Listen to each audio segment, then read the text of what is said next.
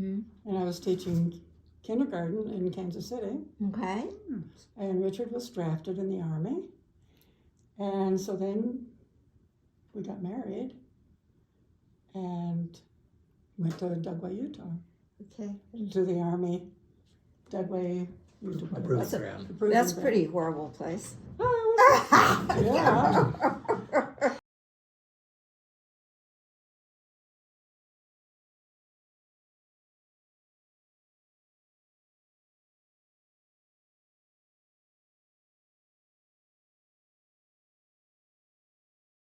Well, one thing I would like to mention is that I put in 2 years at the Army Chemical Corps at a facility that had been built for radiological warfare.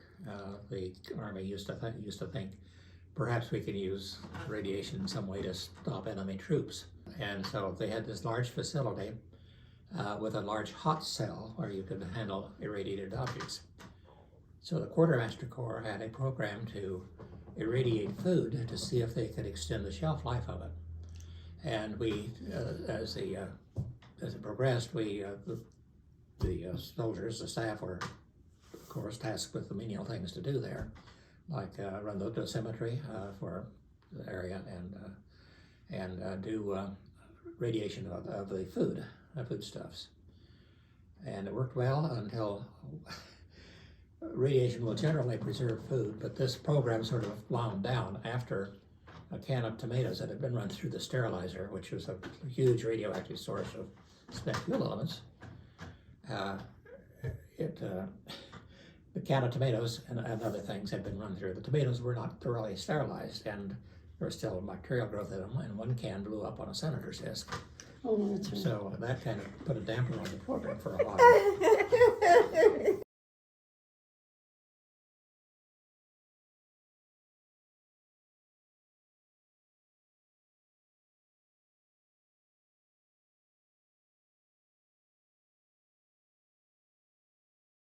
It does. So then, after we left Dagway in a snowstorm, all white out, going over the Wasatch mountains and everything, picking up a hitchhiker after the guy in front of us who was had the snowplow. He says, "I'm going to have to turn around now. Would you take this hitchhiker on with you?" And Richard said yes. But the first time we could kick him out, we did.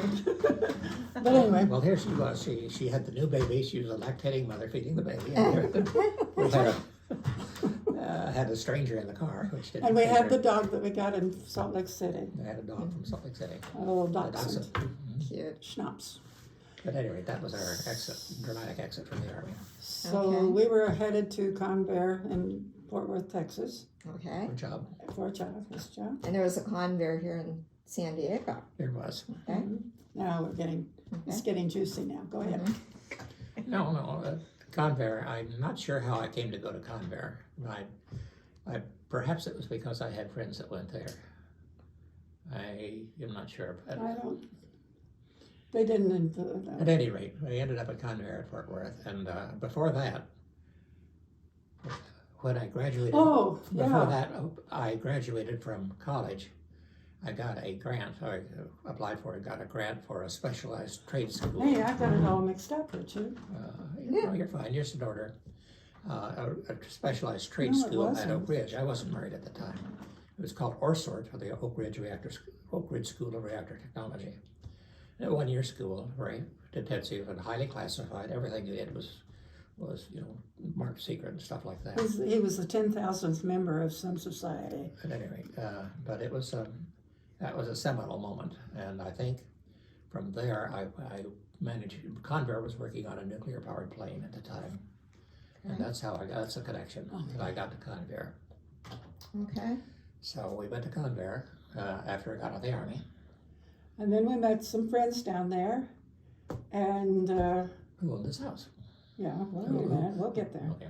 And then he, I guess, got in touch with you, or you had some communication with him, and he said, well, something about you really need a PhD to come out here. So we went back to school, and he got his PhD. Okay. Yeah, General Dynamics had several divisions. One was was the General Dynamics division out here that made the Atlas rocket and things like that. There was an electric boat company in Connecticut, and there was Convair in Fort Worth.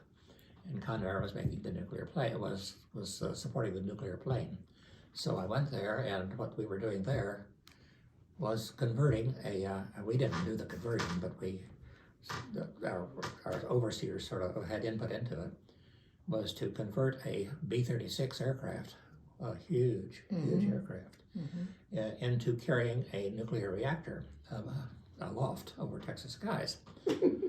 And it would be operated while it was in the air, not for propulsion, but just to provide a source of radiation that could be measured, and you could measure the effectiveness of various crew shields that would be put around the cockpit for the crew, so the crew wouldn't be fried by the radiation. And simultaneously, General Electric had a project going in Idaho, the northern part of Idaho, to make the engine itself. And that was a pretty harrowing experiment. And finally it was scrapped by President Kennedy, because people realized they didn't want a nuclear aircraft flying around spewing fission products over the people below. Thank you.